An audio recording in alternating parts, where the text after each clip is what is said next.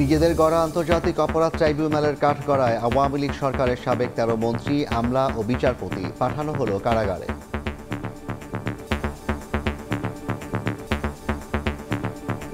গণহত্যা এবং অন্যান্য অপরাধ যেগুলো আন্তর্জাতিক আইনের অপরাধ, সেগুলো সংগঠনের দায়ে তাদেরকে উপস্থিত করা হয়েছিল। প্রধান আসামি ছিলেন শেখ হাসিনা। শুধুমাত্র তাকে রক্ষা করা এবং তাকে ক্ষমতা রাখার জন্য এই অপরাধগুলো সংগঠিত হয়েছে। আসামি পক্ষের নিয়োজিত আইনজীবীগণ ওয়ান আফটার অ্যানাদার কথা বলতে পারবেন এবং আমরা সে আদেশও পেয়েছি। প্রধান আসামি শেখ হাসিনা সহ অভিযুক্ত ১৪ জনের বিরুদ্ধে ১ মাসের মধ্যে তদন্ত শেষ করার নির্দেশ বিশেষ ট্রাইব্যুনালের। আসামি শেখ হাসিনা, তার ব্যাপারে রিপোর্ট এসেছে তিনি দেশের বাইরে পালিয়ে আছেন, ভারতে অবস্থান করছেন। সেজন্য আমাদের পক্ষ থেকে আমরা ফরমাল রিকোয়েস্ট পাঠিয়েছি ইন্টারপোলের কাছে রেড নোটিশের মাধ্যমে, যে তাকে পেলে যেন গ্রেপ্তার করা হয়। দেখছিলেন প্রধান শিরোনাম। রাত ১১টার সময়ের সঙ্গে আছি আমি জাফর সাদিক। এবার অন্যান্য শীর্ষ সংবাদ।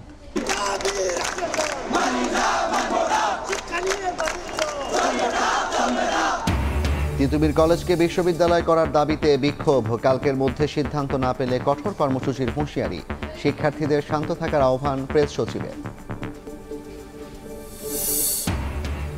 ৪৪তম বিসিএস এর মৌখিক পরীক্ষা বাতিল, নতুন করে মূল্যায়ন হবে ৪৫তম লিখিত।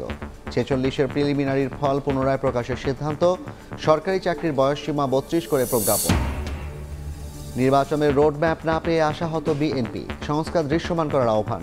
ক্ষমতায় এলে অভ্যুত্থানের শহীদদের নামে হবে প্রতিষ্ঠান, বললেন তারেক রহমান। সব ধরনের পুলিশ ভেরিফিকেশনে প্রধান মানদণ্ড হবে এনআইডি, সুপারিশ করবে সংস্কার কমিশন। বিজয় দিবস ঘিরে নিরাপত্তা শঙ্কা দেখছেন না স্বরাষ্ট্র উপদেষ্টা। এবং ইসলামী ব্যাংকের ৮০,০০০ কোটি টাকা লোপাট করেছে সালম, দাবি চেয়ারম্যানের। বেসরকারি খাত এখনও সংস্কারের আওতামুক্ত, বলছে টিআইবি।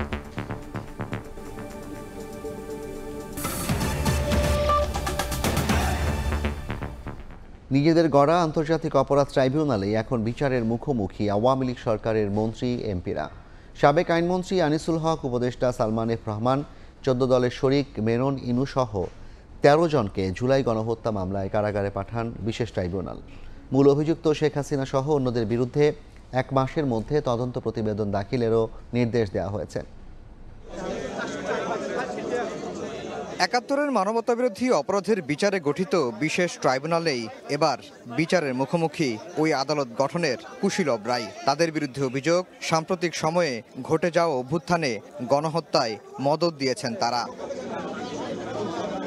সকাল ১০টার দিকে একে একে বিশেষ ট্রাইব্যুনালের হাজতখানায় আনা হয় সাবেক আইনমন্ত্রী আনিসুল হক, সাবেক মন্ত্রী শাহজাহান খান, দীপু মনি, রাশেদ খান মেনন, হাসানুল হক ইনু, উপদেষ্টা সালমান এফ রহমান, অবসরপ্রাপ্ত বিচারপতি শামসুদ্দিন চৌধুরী মানিক সহ ১৩ জনকে ১.৫ ঘণ্টা শুনানির পর সবাইকে কারাগারে পাঠায় ট্রাইব্যুনাল। তাদের বিরুদ্ধে জুলাই গণহত্যায় নির্দেশ ও প্ররোচনা দেওয়ার প্রমাণ রয়েছে বলে দাবি চিফ প্রসিকিউটরের। জুলাই এবং আগস্টের যে মানবতা বিরোধী অপরাধ, গণহত্যা এবং অন্যান্য অপরাধ যেগুলো আন্তর্জাতিক আইনের অপরাধ, সেগুলো সংগঠনের দায়ে ১৩ জন ক্ষমতাশালী ব্যক্তিকে হাজির করা হয়েছিল। একের পর এক গণতান্ত্রিক প্রতিষ্ঠানগুলো ধ্বংস করেছে, নির্বাচন ব্যবস্থাকে ধ্বংস করেছে, শুধুমাত্র একজন ব্যক্তি বা তার পরিবারকে ক্ষমতায় রাখার উদ্দেশ্যে। এটা একটা রাষ্ট্রের যে চেতনা, সেইটার বিরুদ্ধে তারা অবস্থান নিয়েছিলেন এবং সেটা করতে গিয়ে আজকে প্রধান আসামি ছিলেন শেখ হাসিনা। শুধুমাত্র তাকে রক্ষা করা এবং তাকে ক্ষমতা রাখার জন্য এই অপরাধগুলো সংগঠিত হয়েছে এবং এই সমস্ত অপরাধের সবচাইতে বড় দায় হচ্ছে শেখ হাসিনার। গণহত্যা মামলায় মূল অভিযুক্ত ক্ষমতাচ্যুত প্রধানমন্ত্রী শেখ হাসিনা। শুনানিতে তার অবস্থান সম্পর্কে জানতে চান বিচারক। রাষ্ট্রপক্ষের প্রধান কৌঁসুলি বলেন, ইন্টারপোল ও বন্দি প্রত্যাপন চুক্তির মাধ্যমে শেখ হাসিনাকে ভারত থেকে ফিরিয়ে আনার চেষ্টা করছে সরকার। তারা সরাসরি সম্পৃক্ত ছিলেন। মূল অভিযুক্তের বিরুদ্ধে ১ মাসের মধ্যে তদন্ত শেষ করার নির্দেশ দেন বিশেষ ট্রাইব্যুনাল। একই সঙ্গে ইন্টারপোলে রেড নোটিশ জারির বিষয়ে অগ্রগতি প্রতিবেদনও দাখিল করতে বলা হয়েছে। আসামি শেখ হাসিনা, তার ব্যাপারে রিপোর্ট এসেছে তিনি দেশের বাইরে পালিয়ে আছেন, ভারতে অবস্থান করছেন। সেজন্য আমাদের পক্ষ থেকে আমরা ফরমাল রিকোয়েস্ট পাঠিয়েছি ইন্টারপোলের কাছে রেড নোটিশের মাধ্যমে, যে তাকে পেলে যেন গ্রেপ্তার করা হয়। এর বাইরেও পদক্ষেপ আছে, যেহেতু তার বিরুদ্ধে মানবতা বিরোধী অপরাধ সংগঠনের অভিযোগ আছে এবং তার বিরুদ্ধে গ্রেপ্তারি পরোয়ানা জারি আছে। তাকে ভারতের সাথে সম্পাদিত যে অপরাধীর বহিঃসমর্পণ চুক্তি, সেইটার মূলে তাকে ফেরত চাওয়ার জন্য বাংলাদেশ গভর্নমেন্ট চিন্তা করছেন বলে গতকালকে প্রধান উপদেষ্টা তার বক্তব্যে বলেছেন। সুতরাং সেই প্রক্রিয়াতেও বাংলাদেশ যাচ্ছে, এটা আমরা আদালতের কাছে জানিয়েছি।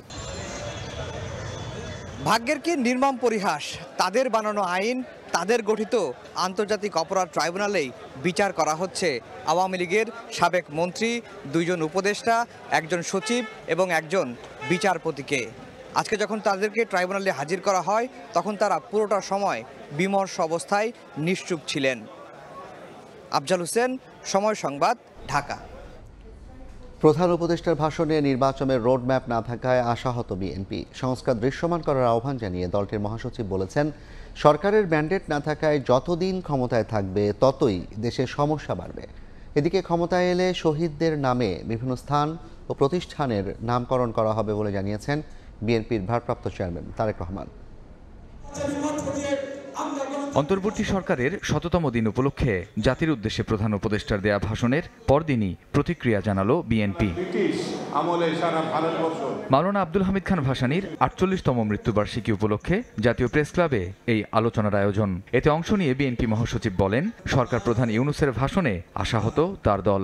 সমালোচনা করেন সরকারের মেয়াদ ও নির্বাচনের রূপরেখার অনুপস্থিতি প্রসঙ্গেও। প্রধান উপদেষ্টা মহোদয় একটা ১০০ দিনের পূর্তির বক্তব্য রেখেছেন, ভালো হয়েছে। অনেকেই আশা নিতে হয়েছে, আমি একটু আশাহত হয়েছি। আমি আশা করেছিলাম প্রধান উপদেষ্টা মহোদয় তার সমস্ত প্রজ্ঞা দিয়ে সমস্যাটা চিহ্নিত করে তিনি নির্বাচনের একটা রূপরেখা দেবেন। আমি কেন বারবার নির্বাচনের কথা বলছি? কারণ নির্বাচন দিলে আমার অর্ধেক সমস্যার সমাধান হয়ে যায়। বিএনপি ক্ষমতায় যাক না যাক, that is immaterial. Mirza Fakhrul বলেন, ১.৫ দশক ধরে সরকারের বিরুদ্ধে আন্দোলন চালিয়ে এলেও মাঠে শেষ গোল দিয়েছে ছাত্র সমাজ। তাই শিক্ষার্থীদের সঙ্গে দূরত্ব চায় না বিএনপি। বুঝতে হবে যে ছেলেরা কি বলছে। আমরা ১৫ বছর ধরে লড়াই করেছি, সংগ্রাম করেছি, জান দিয়েছি, প্রাণ দিয়েছি, মামলা গেছি, জেলে গেছি। তারপরে বলেন আপনার যে শেষ লাঠিটা গোলে কে মেরেছে? ছাত্ররা মেরেছে। তারা স্ট্রাইক করেছে। দ্রুত নির্বাচন হওয়াটাই এই দেশের জন্য, জাতির জন্য মঙ্গল। কেন বলছি? আমাদের অভিজ্ঞতা থেকে এই ধরনের সরকার যতদিন বেশি থাকে তত সমস্যা তৈরি হবে। কেন? এর তো ম্যান্ডেট নাই, এর তো নির্বাচিত সরকার নয়। এর পেছনে শক্তিটা কোথায়? একই দিন বিকেলে জুলাই আগস্টে আহতদের হুইল চেয়ার বিতরণ কর্মসূচিতে ভার্চুয়ালি যোগ দেন দলের ভারপ্রাপ্ত চেয়ারম্যান তারেক রহমান। আগামীতে ভোটে নির্বাচিত হয়ে সরকার গঠন করতে পারলে গণঅভ্যুত্থানে শহীদদের স্মৃতি রক্ষায় বিভিন্ন প্রতিষ্ঠানের নামকরণ করা হবে বলে জানান তিনি। জনগণের সমর্থন নিয়ে বিএনপি সরকার গঠনে সক্ষম হলে স্বৈরাচারকে বিদায় করার জন্য যারা নিজের জীবন উৎসর্গ করেছেন তাদের নাম যাতে হারিয়ে না যায়, সেজন্য রাষ্ট্রীয় যে সকল প্রতিষ্ঠান বিভিন্ন এলাকায়, সেটি থানা পর্যায়ে হোক, জেলা পর্যায়ে হোক, বিভাগ পর্যায়ে হোক, ঢাকা শহরে হোক, বিভিন্ন স্থানে এই শহীদদের নামে সেই প্রতিষ্ঠানগুলো নামকরণ করার একটি প্রস্তাবনা আমাদের রয়েছে। সংস্কার বাস্তবায়ন করতে সরকারের আর কত সময় লাগবে এমন প্রশ্ন ছুঁড়ে দেন বিএনপি নেতারা। কামরুজ্জামান মামুন, সময় সংবাদ, ঢাকা। তিতুমীর কলেজকে বিশ্ববিদ্যালয়ে রূপান্তরের দাবিতে দিনভর সড়ক ও রেলপথ অবরোধ শেষে সন্ধ্যায় অনির্দিষ্টকালের জন্য ক্যাম্পাস ক্লোজ ডাউন ঘোষণা করেছেন আন্দোলনরত শিক্ষার্থীরা। সচিবালয় উপদেষ্টাদের সঙ্গে বসে চূড়ান্ত সিদ্ধান্ত না আসায় নতুন এ কর্মসূচির কথা জানান তারা। কালকের মধ্যে চূড়ান্ত সিদ্ধান্ত না হলে কঠোর কর্মসূচির হুঁশিয়ারিও দেন তারা।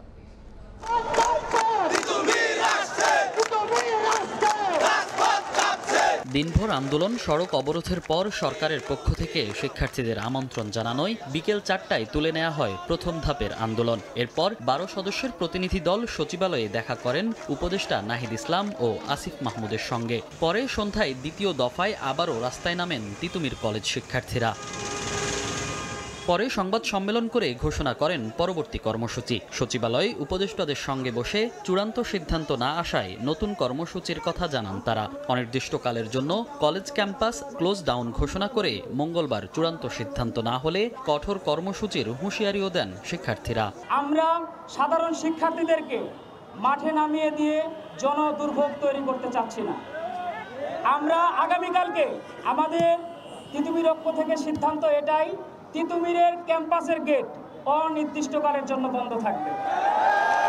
এখানে কোনো পরীক্ষা ক্লাস কোনো কিছুই সংগঠিত হবে না। এর আগে সোমবার সকালে একক বিশ্ববিদ্যালয়ের দাবিতে কয়েক হাজার শিক্ষার্থী ক্যাম্পাস থেকে মিছিল বের করেন। মিছিল শেষে মোয়াখালী রেল ক্রসিং ও সড়ক অবরোধ করেন শিক্ষার্থীরা। তাদের দাবি, তিতুমীর কলেজকে স্বতন্ত্র বিশ্ববিদ্যালয় হিসেবে প্রতিষ্ঠা করতে দ্রুত কমিশন গঠন করতে হবে। আজকের এই আন্দোলনের একমাত্র লক্ষ্য হচ্ছে আমরা তিতুমীর বিশ্ববিদ্যালয় চাই। তিতুমীর কলেজকে পূর্ণাঙ্গ বিশ্ববিদ্যালয় করার পেছনে আমরা এর আগে থেকে শান্তিপূর্ণ বিভিন্ন কর্মসূচি দিয়ে আসছি। তিতুমীর বিশ্ববিদ্যালয় হওয়ার জন্য যে যৌক্তিক আন্দোলন সেটা 97 থেকে চলছে। ঢাবি আমাদেরকে নিয়ে যে শিক্ষা বাণিজ্য চালাচ্ছে আমরা এটা চাই না। ওরা যে আমাদের উপর অগ্রাসন চালাচ্ছে আমরা সেটাও চাই না। ওদের থেকে অনেক ভালো পড়াশোনা করে, অনেক ভালো ইফোর্ট দিয়ে আমরা ভালো রেজাল্ট করতে পারি না। মহাখালী রেলগেট অবরোধের সময় একটি ট্রেন ক্রসিং অতিক্রমের সময় ইটপাটকেল ছোড়া হলে কয়েকজন যাত্রী আহত হন। এছাড়া কর্মসূচিতে ঢাকার সঙ্গে বন্ধ হয়ে যায় সারা দেশের রেল যোগাযোগ। তবে সন্ধ্যার ব্রিফিংয়ে শিক্ষার্থীরা এমন ঘটনায় দুঃখ প্রকাশ করে বলেন, আহত হয়েছেন বেশ কয়েকজন শিক্ষার্থীও। মনির হোসাইন, সময় সংবাদ, ঢাকা। অন্তর্বর্তী সরকারের মেয়াদ 4 বছর হবে এমন কথা বলেননি ডক্টর মোহাম্মদ ইউনূস। ব্যাখ্যা দিয়ে প্রধান উপদেষ্টা প্রেস উইং বলছে, নতুন সংবিধানে সরকারের মেয়াদ 4 বছর করার প্রস্তাব দিচ্ছেন অনেকে, সেটি আল জাজিরার সাক্ষাৎকারে বলেছেন প্রধান উপদেষ্টা। এদিকে তিতুমীর কলেজের শিক্ষার্থীদের সঙ্গে আলোচনা হবে জানিয়ে বিক্ষোভকারীদের শান্ত থাকার আহ্বান জানান প্রধান উপদেষ্টার প্রেস সচিব।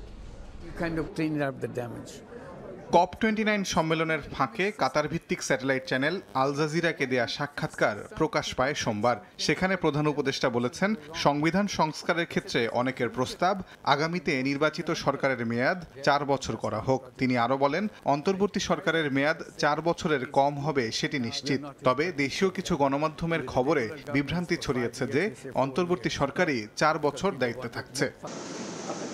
এই বিষয়ে বুধবার ফরেন সার্ভিস একাডেমিতে প্রশ্ন করা হয় প্রধান উপদেষ্টার প্রেস উইংকে। তাদের ব্যাখ্যা, অন্তর্বর্তী সরকারের মেয়াদ 4 বছর হবে এমন কথা বলেননি ডক্টর ইউনূস। বছরের কথা বলেছিলাম যে আপনি বলেছেন কিন্তু লেস দেন না, কখনো বলেন যে 4 বছর বা লেস দেন না, বলেছেন 4 বছর না লেস দেন না। তাহলে ওখানে ক্লিয়ার করা আছে। এখানে 4 বছরের কথা কিন্তু বলা হয় না। হ্যাঁ, এটাও 4 বছরের রেফারেন্সটা আসছে। আপনি জানেন কিছুদিন আগে কনস্টিটিউশন কারো ডিমান্ড ছিল যে পার্লামেন্টটা 4 বছর হোক, ঠিক না? সেই আলোকে একটা গভর্নমেন্টের ক্ষেত্রে এটা আসছে, এটা not to the interim government.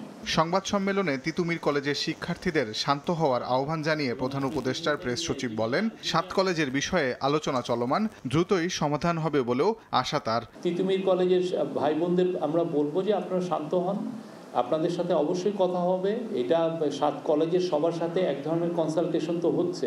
এছাড়া গণমাধ্যম সংস্কার কমিশন নিয়ে সরকার আশাবাদী বলেও জানান প্রধান উপদেষ্টার প্রেস সচিব। মিডিয়া সংস্কার চাচ্ছি, সেটার একটা খুব ভালো একটা রিপোর্ট ওনারা তৈরি করতে পারবে। তাজওয়ার মাহমিদ, সময় সংবাদ, ঢাকা।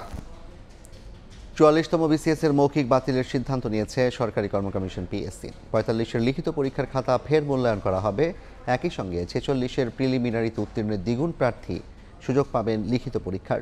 প্রেস বিজ্ঞপ্তিতে এই সিদ্ধান্তের কথা জানিয়েছে পিএসসি। বিজ্ঞপ্তিতে বলা হয়েছে, 46তম বিসিএস এর প্রিলিমিনারি পরীক্ষায় 10,638 প্রার্থীকে লিখিত পরীক্ষার জন্য নির্বাচিত করা হয়। সম্ভাব্য বৈষম্য দূর করতে তাদের সঙ্গে আরও সমসংখ্যক প্রার্থী লিখিত পরীক্ষার যোগ্য বিবেচনা করে পুনরায় ফলাফল ঘোষণার সিদ্ধান্ত নেওয়া হয়েছে।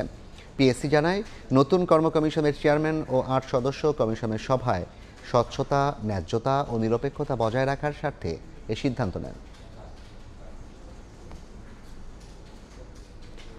সরকারি চাকরিতে প্রবেশের বয়সসীমা সর্বোচ্চ 32 বছর করে প্রজ্ঞাপন জারি করেছে সরকার। রাতে প্রজ্ঞাপনটি জারি করা হয়। প্রজ্ঞাপনে বলা হয়েছে, সরকারি সকল প্রতিষ্ঠানে নিয়োগের ক্ষেত্রে সর্বোচ্চ বয়সসীমা নির্ধারণ করা প্রয়োজনীয় হয়ে পড়েছে।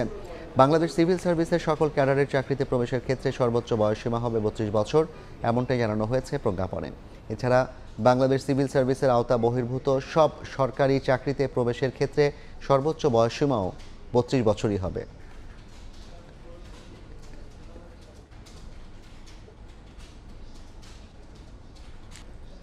ছাত্র জনতার অভ্যুত্থানে গণহত্যায় উস্কানি ও আওয়ামী লীগ সরকারের দোসর হিসেবে কাজ করার দায়ে 37 জ্যেষ্ঠ সাংবাদিকের জাতীয় প্রেস ক্লাবের সদস্য পদ স্থগিত করা হয়েছে। জাতীয় প্রেস ক্লাবের সভাপতি হাসান হাফিজ এবং সাধারণ সম্পাদক আইয়ুব ভূঁইয়া স্বাক্ষরিত নোটিশে এ বিষয়টি জানানো হয়েছে।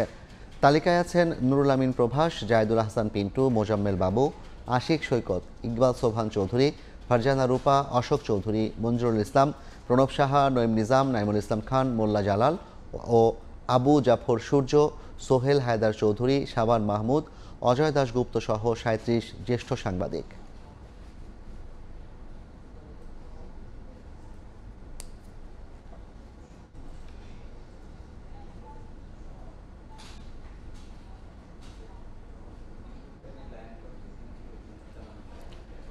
সব ধরনের পুলিশ ভেরিফিকেশনে প্রধান মানদণ্ড হবে এনআইডি, এমন সুপারিশ করবে সংস্কার কমিশন। সচিবালয়ে প্রথম বৈঠক শেষে একথা বলেছেন কমিশন প্রধান সফররাজ হোসেন। এদিকে বিজয় দিবসকে কেন্দ্র করে সারা দেশে আইনশৃঙ্খলা পরিস্থিতি অবনতি হওয়ার কোনো শঙ্কা নেই বলে জানিয়েছেন স্বরাষ্ট্র উপদেষ্টা জাহাঙ্গীর আলম চৌধুরী।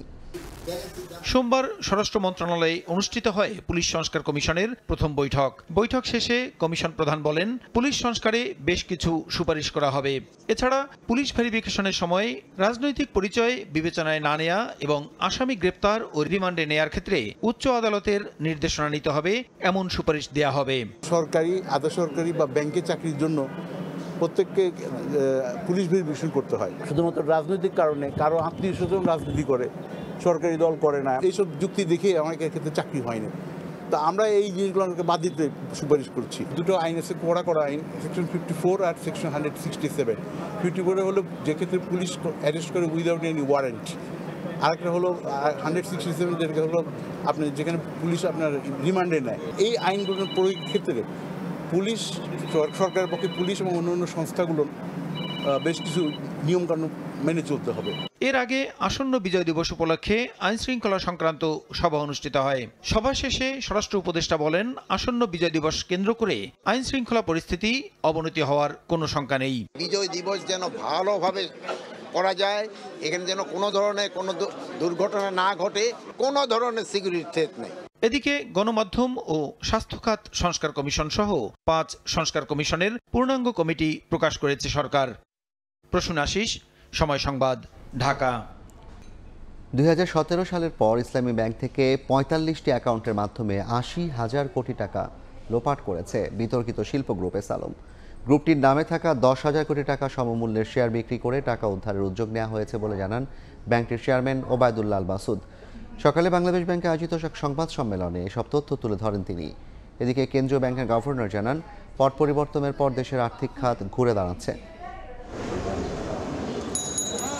সরকার পরিবর্তনের 3 মাসের মাথায় ভালো অবস্থানে ফিরতে শুরু করেছে দেশের বেসরকারি খাতের শীর্ষ আর্থিক প্রতিষ্ঠান ইসলামী ব্যাংক। আমানত বেড়েছে 5,000 কোটি এবং রেমিটেন্স 10,000 কোটি টাকা। মূলধন শক্তিশালী করতে 30,000 কোটি টাকার শেয়ার বিক্রির সিদ্ধান্ত নেওয়া হয়েছে। সোমবার বাংলাদেশ ব্যাংকে এক সংবাদ সম্মেলনে ব্যাংকটির চেয়ারম্যান ওবায়দুল্লাহ আল মাসুদ জানান, 2017 সালের পর থেকে ব্যাংকটিতে ব্যাপক অনিয়ম হয়েছে। এসালম গ্রুপ একাই আত্মসাৎ করেছে 80,000 কোটি টাকা। গ্রুপটির নামে থাকা 10,000 কোটি টাকা সমমূল্যের শেয়ার বিক্রি করা হবে বলে জানান তিনি। আমাদের 17টা ব্রাঞ্চে প্রায় 45টা অ্যাকাউন্ট, এই অ্যাকাউন্টে এই টাকাগুলি এসেছে। এটা ওই অ্যারাউন্ড 80,000-ই আসছে। আগামী সপ্তাহের মধ্যে 2-1টা কেস আমরা করে ফেলবো, বিশেষ করে শেয়ারের কেসটা। এই শেয়ারটা যে ফ্রিজ করা হয়েছে, লিগ্যাল প্রসেস কমপ্লিট করে এটা আমরা নিউ কাস্টমার কাছে সেল করে এর 50%, আর 50% যে 10,000 কোটির কাছাকাছি, এইটা আমরা নিউ শেয়ার ইস্যু করব। ব্যাংকটির সম্পদ পুনরুদ্ধারের জন্য 4টি অডিট ফার্মকে দায়িত্ব দেওয়া হয়েছে উল্লেখ করে তিনি জানান, ইসলামী ব্যাংকের বিদেশি শেয়ারধারীদের আবার ফিরিয়ে আনার চেষ্টা চলছে। সামনের মাসের শুরুতেই আমরা সৌদি আরব যাওয়ার প্ল্যান করেছি, ইনশাল্লাহ ভিসা হলে আমরা যাব। সেখানে আল রাজি, আগে যারা মালিক ছিল এটার, ওনাদের শেয়ার ছিল 29% এবং তার এক কাজিনের নামে ছিল 3%, ইসলামিক ডেভেলপমেন্ট ছিল 7.5% এবং আমরা আইএফসির সাথে আমরা কথা বলবো। এদিকে প্রতিষ্ঠান বন্ধ বা ঢালাওভাবে কর্মকর্তা ছাঁটাইয়ের মত নেই বাংলাদেশ ব্যাংকের গভর্নরের। কোনো প্রতিষ্ঠানকে আমরা বন্ধ করে দিতে পারবো না, সেটা ইসলামী হোক, হোক, প্রতিষ্ঠানগুলো জাতীয় সম্পদ। ব্যাংকগুলোর সংস্কার অগ্রগতি দৃশ্যমান দেখে কেন্দ্রীয় ব্যাংকের সহযোগিতা অব্যাহত থাকবে বলেও জানান গভর্নর। কাজল আব্দুল্লাহ, সময় সংবাদ, ঢাকা।